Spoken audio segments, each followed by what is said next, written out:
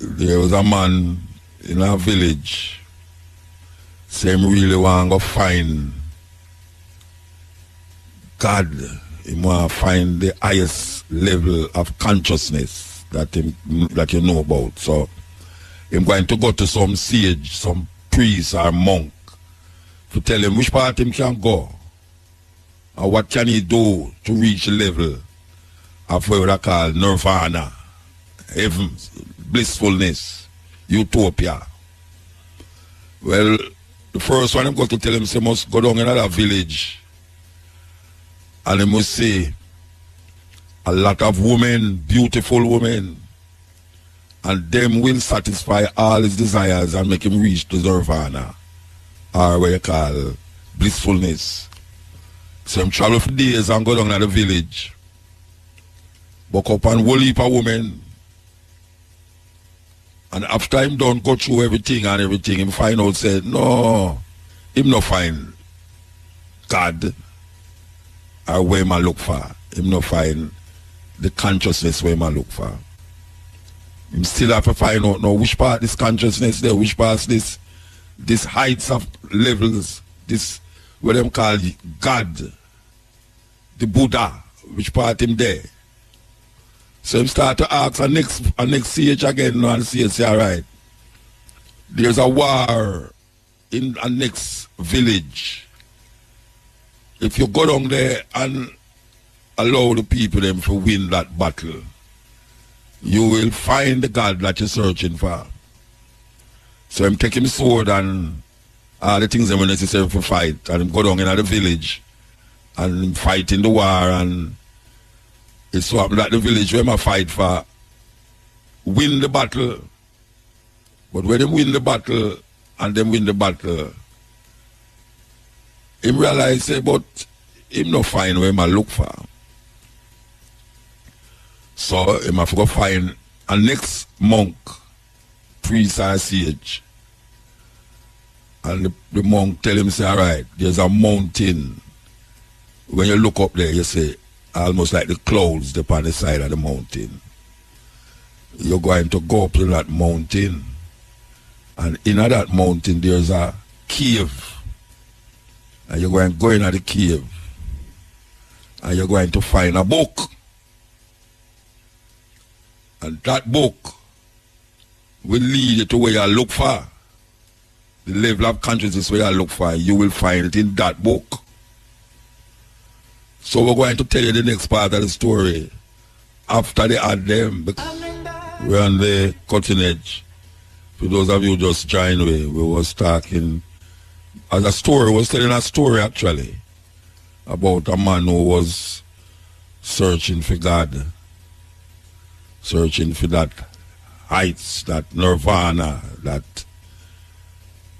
utopia. And we were saying that him passed through villages that was in war, and him helped them win the war, village with a lot of beautiful women. Him had him way with them. And now him find out one now, tell him, say, look here now, there's a mountain top that you have to go to. And there's a cave, and you're going to go in that cave. And you're going to see a book. And you will find what you're looking for. The thing is that him did have to go back through the village them. And him have to go back to where he was coming from originally. But him actually never come from the mountain top. He was right in the valley of the mountain. So him turn back and it take him days to travel. He may be buck up on a place where is more riches that him could ever say. And the riches that where him could have say, even though him see the riches and realize him could have attained that riches, it still never give him that fulfillment where I look for, that God where I look for, that search where I look for. So him reach the mountain and him decide say I'm gonna go up the mountain, and him start to trek up to the mountain till him reach a cave. When him reach a cave, him go inside of the cave and him see the biggest book him ever see. big book. Never seen such a large book before. And him say, okay, because you know I don't know how this is going to work because there's nobody here but me. And the monk did say, I'm going to find God up here. But how can I find God in a place where I alone is with a book? So him say, remember, so he must open the book. So him got to know, and him decides say him going to open the book. Him open the book to page 1. And what him see in the page was a mirror. And him say, this come like a game, you know. This come like a joke business. So him turn the next page, and him see a mirror. And these 2 pages are reflect himself in it. And him keep turning the pages, and all him say upon the pages was mirrors of himself, was reflections of himself. And him really trying to figure out what the hell is happening here now, because how can this man send him on such a long journey to find a book with mirrors, the book of mirrors, that only reflect him. And then him say, a man coming out of a dark place. Where them look is the same monk. Where them tell him say, must come to the mountaintop, to the cave. And him say the book. And in that book him will find God. The sage come out, him look at the sage and say, what kind of joke is this? I've traveled so far, for days traveling on this mountain. And you told me that if I come to this book and open the book, I will find what I'm looking for. The monk looked upon him and said, you have found what you're looking for, but it's just because what you're looking for look like you, why you choose not to accept it. Because really and truly, the God that you're searching for is you. Yes, the mystery of God is always a mystery to man, even though it's man design all of the concepts and ideas. And him try to project it outside of himself and not recognizing that all him trying to do is find himself. All him trying to do is find himself. But sometimes searching for yourself carry you through different trials and tribulations, agony and pain, and sometimes joy and happiness too. We all search for that nirvana, that utopia, that never-ending bliss. But most of us grow up to search for it outside of ourselves. And we lose trust in ourselves. You know, sometimes them say, you are what you eat. I say, you are what you think. You are what you think. And sometimes your mind carry you in some places where your body can't ever go. But it's still you I go there. Because there's no mind in mind. So come back now to the first question where we ask. Suppose you're looking at a mirror, and when you're looking at the mirror, you don't see yourself. What would you think?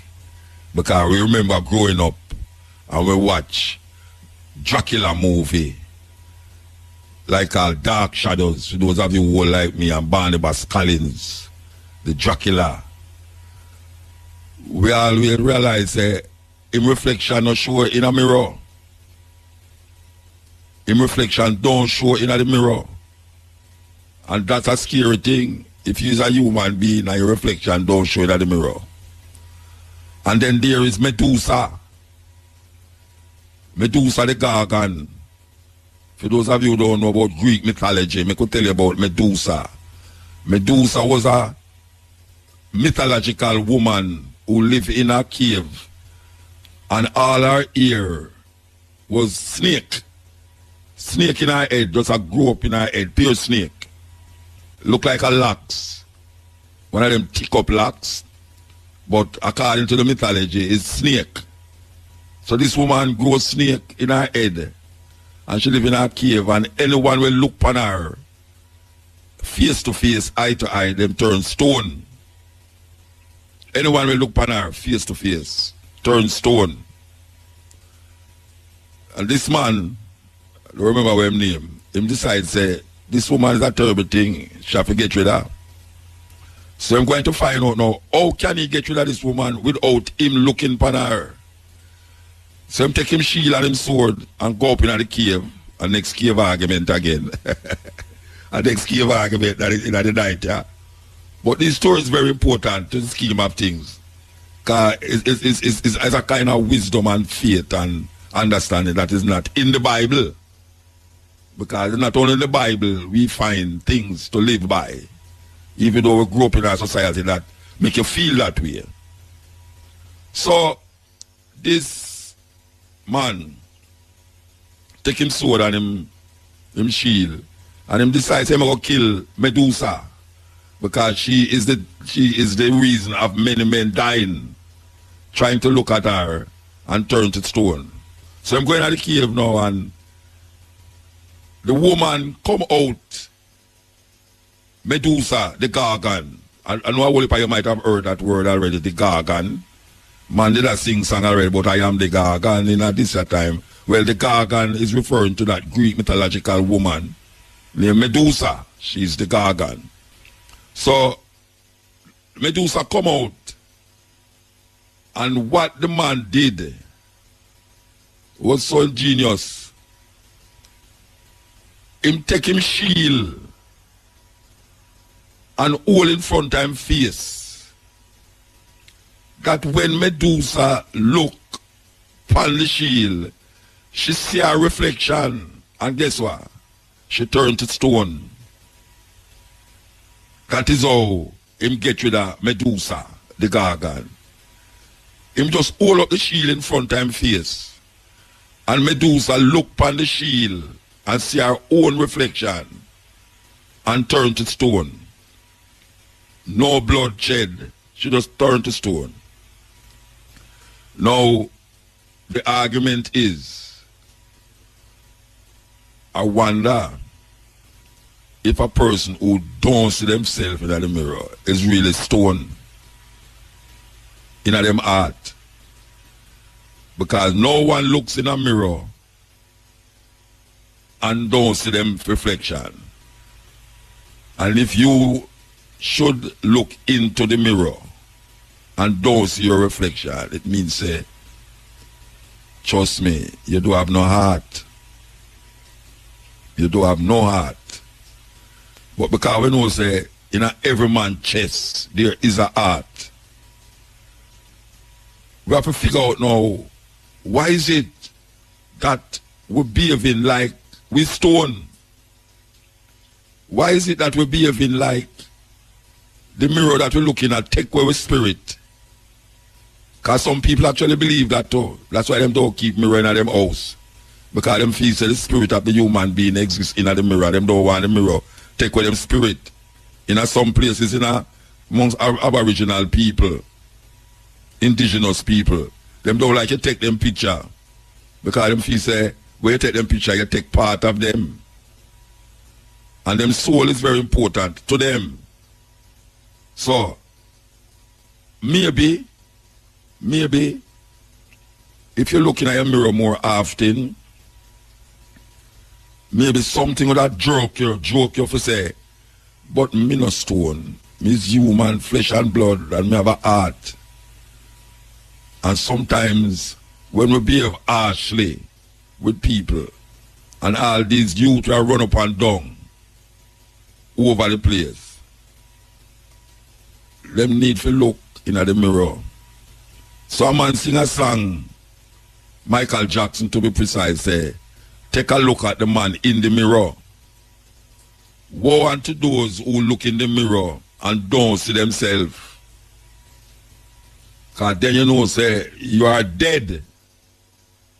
Or you're on the cusp of dying. Becoming like a stone that do have no heart. And a whole heap of we walk around the place now. Like we do have no heart. Because all of we have a heart, all of we have a feeling, all of we think. No matter how cruel and wicked the thought is, but we think. And we recognize and understand that if a man look in the mirror and see himself reflecting, him should take a stock, because that reflection is God. Because if we go back to the old Bible, and the Bible says, God make man in his own image. An image is a physical manifestation of something that is tangible or touchable. An image is not something mysterious. An image, if a man make an image of something, it look like it's something that he make. Therefore, it's a manifestation of something else. But it replicate the something that him look on and make the image. So when it say God make man in his own image, it really say man of God, because the same way how I look is the same way how God look, and vice versa. And likewise it's true if a woman looking at the mirror and see herself, she have to come to the conclusion and say, I am God. But how much people want to accept that? Because them love to talk about God outside of themselves. That is really what them are trying to do. Them are trying to talk about God outside of themselves. And the only God that exists is the one that is you. And all the arguments surrounding that is created by man. All the arguments surrounding about who, what, where, when, why, how God is supposed to be what, is created by man. Even the understanding that when you're looking at the mirror is an image of God you look on. Even that was created by man. So we have to recognize the purpose, or our purpose, when we look in the mirror. The man in the mirror, and to an extent the woman in the mirror, is the only manifestation of what we're searching for inside ourselves and in others. The man say, how can you say you love God in which you cannot see, yet you cannot love who you can see? First, we are say that. We are say, you have to love who you can see first, because who you can see is a manifestation of who you think you cannot see. That is really what it is all about. Who you can see is a manifestation of who you think you cannot see. So we have to draw up a belt and a buckle and forget about all of the whole heap of this and the whole heap of that and the frills and the chills that put around it.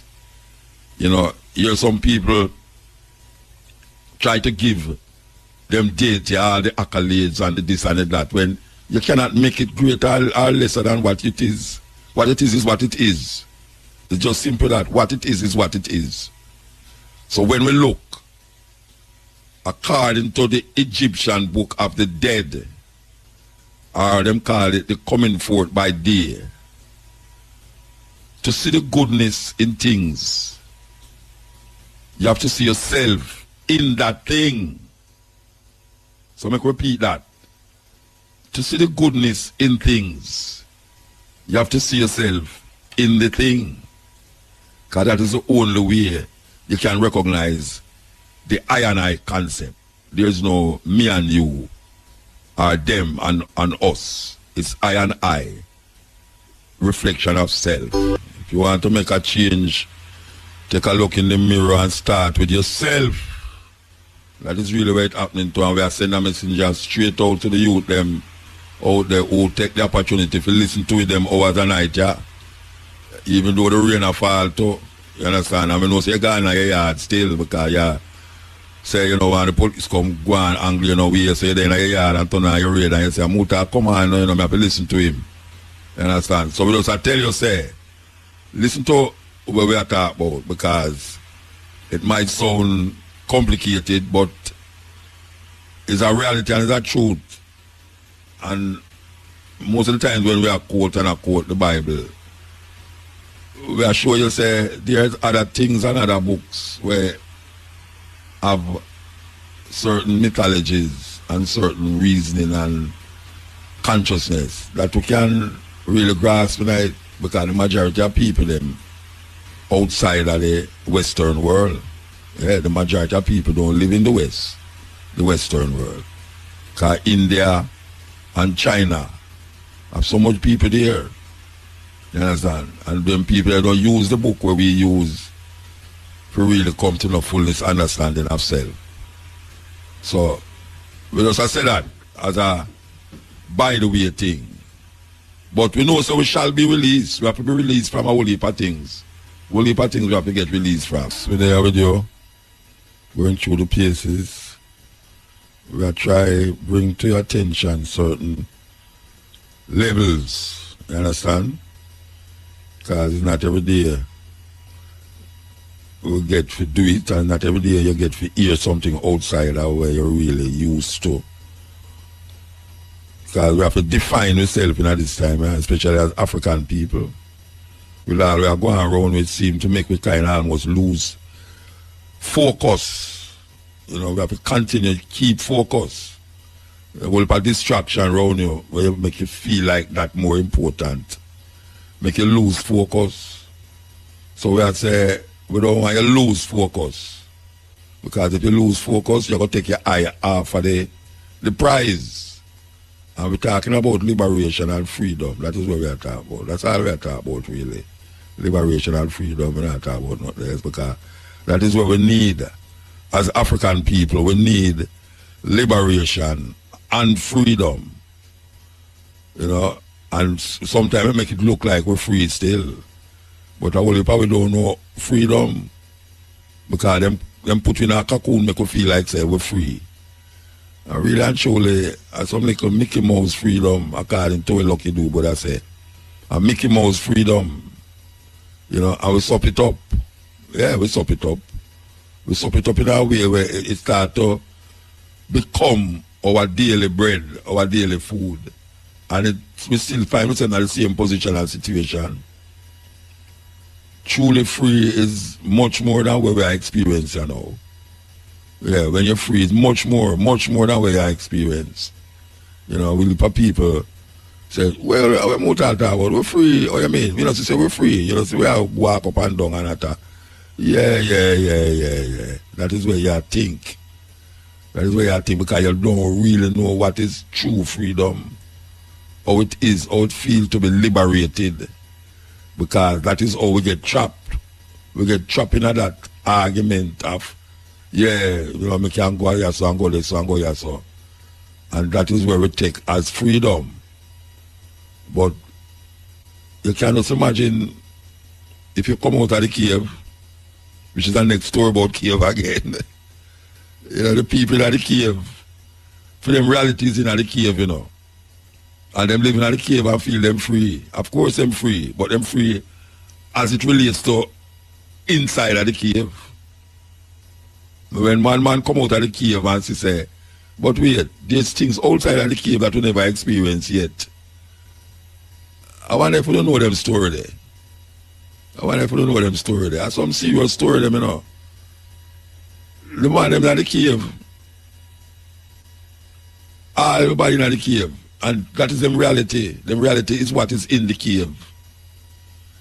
And once somebody come out of the cave and go see different life and come back, come tell them. And there's one rotted, guys like they try to take away from them freedom now by telling them, they say something other than what them are experiencing at the cave exists outside of the cave. Much more than what them are experiencing at the cave is outside of the cave. And him become them enemy.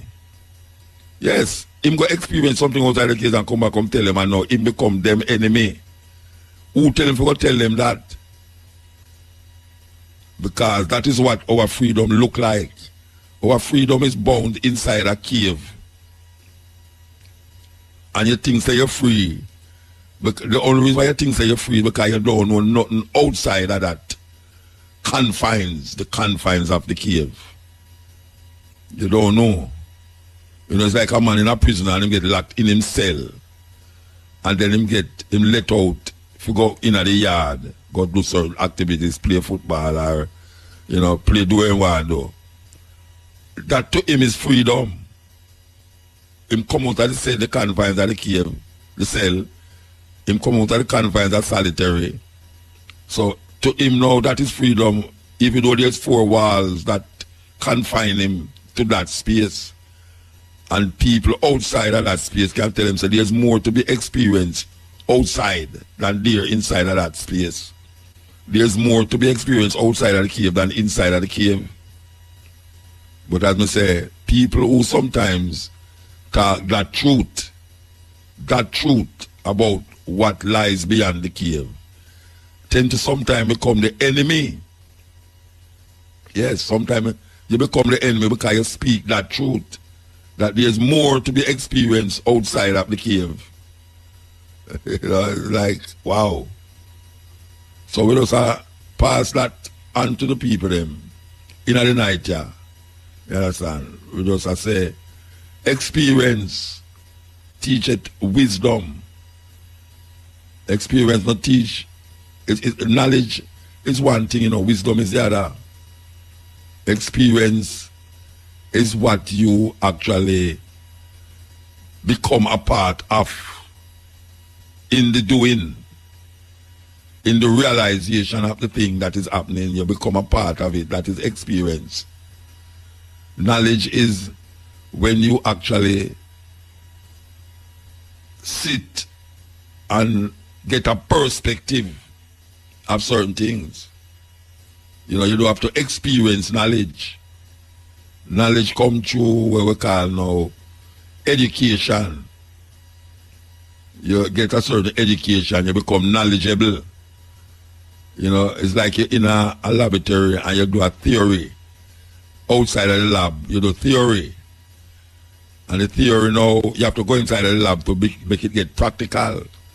Get the litmus paper them and test and do all sorts of tests to find what is practical, what can be done and what can be not, that you can do.